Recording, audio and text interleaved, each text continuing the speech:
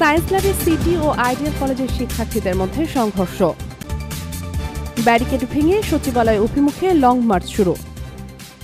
পূর্বশত্রুতার জের ধরে রাজধানীর ধানমন্ডি এলাকায় সায়েন্স ল্যাবরেটরি মোড়ে সংঘর্ষে জড়িয়েছেন ঢাকা সিটি কলেজ ও আইডিয়াল কলেজের শিক্ষার্থীরা। রোববার বিকেল 4:15টার পর এই সংঘর্ষের সূত্রপাত হয়েছে, যা এখনও থেমে চলছে। তবে এখনও দুই পক্ষকে ধাওয়া পাল্টা ধাওয়া থেকে নিবৃত্ত করা যায়নি। এছাড়া ঠিক কোন ঘটনার জের ধরে এই সংঘর্ষের সূত্রপাত হয়েছে এ বিষয়ে সুস্পষ্ট কোনো বক্তব্য কোনো পক্ষের শিক্ষার্থীদের থেকে পাওয়া যায়নি। ধাওয়া পাল্টা ধাওয়া এবং ইটপাটকেল নিক্ষেপের ঘটনায় উভয় পক্ষেরই বেশ কয়েকজন শিক্ষার্থীকে আহত হতে দেখা গেছে। 4 দফা দাবি আদায়ের লক্ষ্যে সচিবালয় অভিমুখে লং মার্চ শুরু করেছেন মেডিকেল অ্যাসিস্ট্যান্ট ট্রেনিং স্কুল শিক্ষার্থীরা।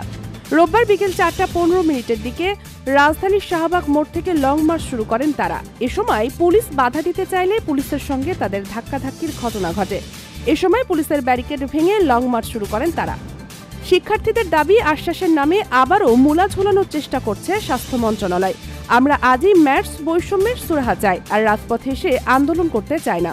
স্বাস্থ্য মন্ত্রণালয়ের বৈঠকের পরেও কেন সচিবালয়ের দিকে যাচ্ছেন জানতে চাইলে শরীফুল ইসলাম নামক এক শিক্ষার্থী বলেন, আমাদের শাহবাগ বসিয়ে রেখে মন্ত্রণালয়ের বৈঠক করলে হবে না, আমাদের নিয়ে বৈঠক করতে হবে। সবার সামনে স্বাস্থ্য উপদেষ্টা দাবি মানায় ঘোষণা দিলে আমরা ঘরে ফিরে যাব।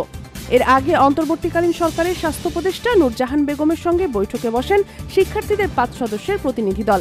বিকেল 3:30টার দিকে ম্যাটস শিক্ষার্থীদের প্রতিনিধি দল বৈঠকের উদ্দেশ্যে স্বাস্থ্য মন্ত্রণালয়ে যান। সাধারণ ম্যাটস শিক্ষার্থী ঐক্য পরিষদের কেন্দ্রীয় সমন্বয়ক আহমদ উল্লাহ মানসুর সহ বৈঠকে যোগ দেন মুজাহিদুল ইসলাম, হাসিবুল ইসলাম শান্ত, শামীমুর রহমান সাগর এবং আজহারুল হক রামিম। এদিন বিকাল 2:45টার দিকে স্বাস্থ্য উপদেষ্টার প্রতিনিধি হিসেবে আন্দোলনরত মেডিকেল অ্যাসিস্ট্যান্ট ট্রেনিং স্কুল শিক্ষার্থীদের সঙ্গে কথা বলতে আসেন স্বাস্থ্য উপদেষ্টার বিশেষ সহকারী ও ছাত্র প্রতিনিধি মোহাম্মদ তুহিন ফারাবি। এ সময় স্বাস্থ্য উপদেষ্টার প্রতিনিধি হিসেবে কথা বলতে চাইলে শিক্ষার্থীদের অনেকে ভুয়া স্লোগান দিতে থাকেন। পরে আন্দোলনরত শিক্ষার্থীদের স্লোগান থামানোর আহ্বান জানান সাধারণ ম্যাথস শিক্ষার্থী ঐক্য পরিষদের কেন্দ্রীয় সমন্বয়করা। এরপর উপস্থিত শিক্ষার্থীদের উদ্দেশ্যে কথা বলেন তুহিন ফারাবি।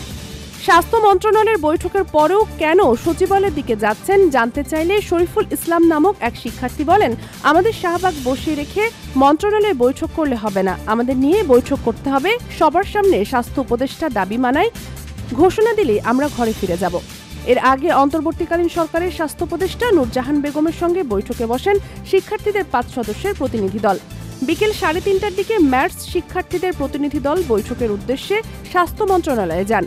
সাধারণ ম্যাটস শিক্ষার্থী ঐক্য পরিষদের কেন্দ্রীয় সমন্বয়ক আহমদ উল্লাহ মানসুর সহ বৈঠকে যোগ দেন মুজাহিদুল ইসলাম, হাসিবুল ইসলাম শান্ত, শামীমুর রহমান সাগর এবং আজহারুল হক রামিম। এদিন বিকাল 2:45টার দিকে স্বাস্থ্য উপদেষ্টার প্রতিনিধি হিসেবে আন্দোলনরত মেডিকেল অ্যাসিস্ট্যান্ট ট্রেনিং স্কুল শিক্ষার্থীদের সঙ্গে কথা বলতে আসেন স্বাস্থ্য উপদেষ্টার বিশেষ সহকারী ও ছাত্র প্রতিনিধি মোহাম্মদ তুহিন ফারাবি। এ সময় স্বাস্থ্য উপদেষ্টার প্রতিনিধি হিসেবে কথা বলতে চাইলে শিক্ষার্থীদের অনেকে ভুয়া স্লোগান দিতে থাকেন। পরে আন্দোলনরত শিক্ষার্থীদের স্লোগান থামানোর আহ্বান জানান সাধারণ ম্যাথস শিক্ষার্থী ঐক্য পরিষদের কেন্দ্রীয় সমন্বয়করা। এরপর উপস্থিত শিক্ষার্থীদের উদ্দেশ্যে কথা বলেন তুহিন ফারাবি।